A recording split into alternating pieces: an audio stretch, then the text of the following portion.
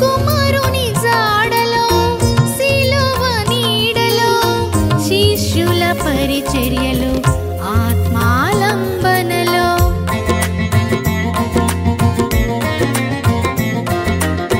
కుమారుని జాడలో సిలువ నీడలో శిష్యుల పరిచర్యలో